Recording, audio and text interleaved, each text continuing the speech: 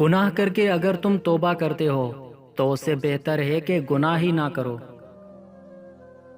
تمہارا راز دشمن تک کبھی نہیں پہنچ سکتا جب تک تم اپنا راز اپنے دوست تک نہیں پہنچا دیتے۔ جب تم اپنا راز کھول دیتے ہو تو تم اس کے غلام بن جاتے ہو۔ غم کی ایک بڑی خوبی یہ ہے کہ انسان کو نرم کر دیتا ہے اور اپنے حقیقی خالق، رازق اور مالک کے قریب کر دیتا ہے۔